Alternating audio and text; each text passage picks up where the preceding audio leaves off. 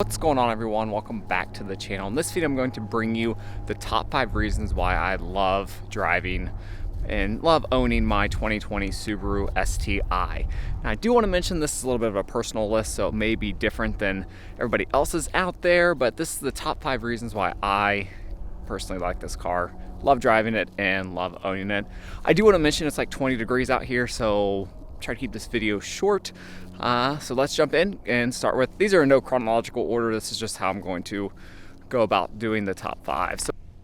So the first thing I love about driving this car and owning it is that it's actually fun to drive. 6-speed, manual transmission. You get about 310 horsepower, about 300 pound-feet of torque, so it is plenty fast enough. You get big brakes, so you get big Brembo brakes, 6-piston in the front, 4-piston in the rear.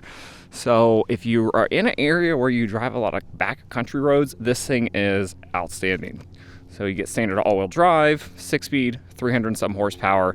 It is an absolute blast to drive, especially on back roads. So that's really my number one reason why I love this car, is that every day I drive it, it is an absolute thrill to drive. I have tons of backcountry roads to drive this on, so it allows me to be able to have a little bit of fun with it, and safely have a little bit of fun with it. And I don't do anything reckless or anything crazy, but we have a ton of fun country roads to drive this on.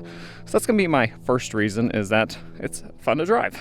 So the second reason why I love this car is the way it looks. So not much has changed since 2015. It's very similar to 2015 and up STIs and WRX, but I like the way it looks. So I love the functional hood scoop. It actually has a purpose here.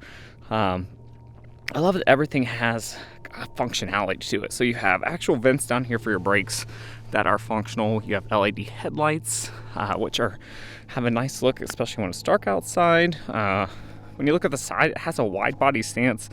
It doesn't look too over the top like the Honda Civic Type R. I love that car, but I think it looks a little childish. So looking at the side of it, it really has kind of a aggressive stance to it without being too childish. You do get to the back wing, which I personally love, but I could see how some people may not like that. But personally, I actually really like the wing, so I just love the way it looks. I like the brake calipers, the color of them. It goes really well with most colors of this car. Not so much with the silver, but I think it goes pretty good with the white. So overall, these obviously are not the stock rims. These are my winter tires and rims, but overall, the look is something I really like. It has a lot of small features you wouldn't notice. So you get STI logo all over. You get steering responsive, or not steering responsive. This is where your turn signal will flash there, which you wouldn't think would make a big difference, but it just makes it look a little bit more premium. And I like the way the inside looks. It is a little dated, which I will go over in my top dislikes, but I like the way the interior looks, and overall, just the way the whole entire car actually looks. No sunroof, but that's okay. But coming from the back, the only negative about the looks is I wish these were kind of blacked out, kind of like how the new Outback XTs are. But I like the way that it has dual exhausts, quad exhaust, whatever you want to call it. So you have that, you got your STI logo there, and it just looks, it's a good looking car. Not too aggressive, not too childish. Not too big, not too small. It's really a perfect car when it comes to looks, if you're talking, for my opinion. And all the colors I think look pretty nice. So the white, the blues. I'm not a big fan of the reds, but it actually goes pretty well with the interior. So overall, I really like the actual looks of the car. So the third thing I love about this car is the practicality.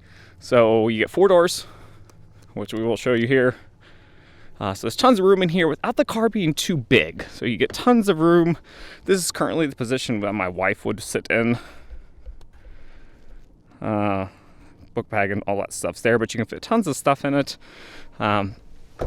Plenty of room for a car seat. So this is a larger car seat. This is the Nuna Rava, which is a larger car seat, and it fits here no problem. There's plenty of room for a car seat, and then there's plenty of room for another passenger in there. So tons of space, tons of leg room. My wife's pretty tall. She's about 5'10", and she fits in this fairly comfortably and doesn't have any issues, complaints, concerns. So that's a good feature. It's very practical. and it's all-wheel drive, so you can use it all season. So these are actually my winter tires and rims. So this thing is probably one of the better handling vehicles in the winter, especially if you get some dedicated winter tires on it, which this is. These are the Continental Viking Contact 7. I did do a review of those up if you want to check that out, but you have all-wheel drive. So as long as the snow isn't tall enough and you can plow your way through it, or if it's not high, this thing will handle like a beast in the actual winter, snow, rain.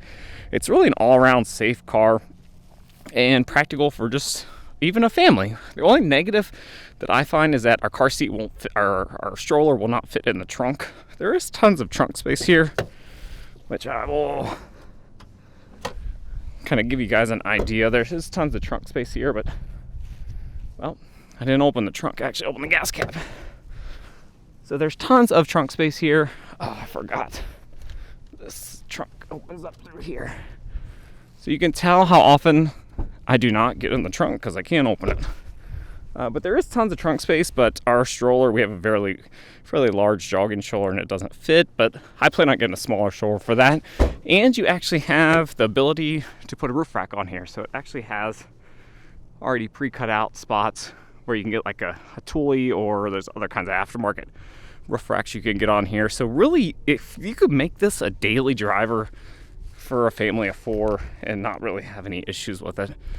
We don't plan on taking on any trips, but you could make it work. So that's my number 3rd reason, is just going to be how practical it is. And it's not too big. So we have a Subaru Ascent also, which I just find to be monstrous. I do not like big, bulky vehicles. So this is nice. This is good, perfect all-around vehicle. So the 4th reason why I really love this car, and having to own it as a day-to-day driver, is going to be the lack of tech in the mechanical feel of it. So there's no blind spot monitoring, no adaptive cruise, no auto start stop, there's no CVT. It's got a manual brake in here. You got a very mechanical feel, so the clutch feels heavy. You have you have hydraulic steering, so it has a very heavy feel to it. The clutch also feels heavy along with the transmission, so it has a very heavy, old school feel to it, which I actually really like. That may be a negative for some people, not having all the safety stuff on here, but I actually like it. I like that it's simple. Go back into the inside. You have nothing is touchscreen. Everything, you have physical knobs for your seats.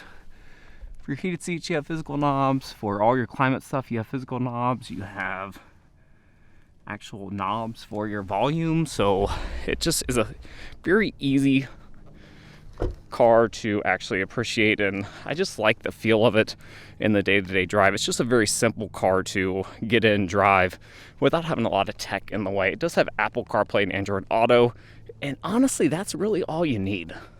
And the LED headlights, which are nice, but I really like that it's lacking a bunch of technology, which usually gets in the way, and it has an old school kind of mechanical car feel to it. So now for the 5th reason why I love this car. This is probably an obvious one. It goes back to the fun to drive, but the handling. 3 differentials. You have, I believe it's a limited slip in the front, electronic in the middle, and a helix style in the rear. Not 100% positive, but this thing is an absolute blast to drive on a backcountry road. It is one of the better handling cars, probably under $100,000, especially with the Subaru symmetrical all-wheel drive and the 3 differentials. You really get a good amount of grip with this, even in the winter and in the rain. These aren't the best performance winter tires. They're more dedicated winter tires, but this thing absolutely handles like a beast. And that's it.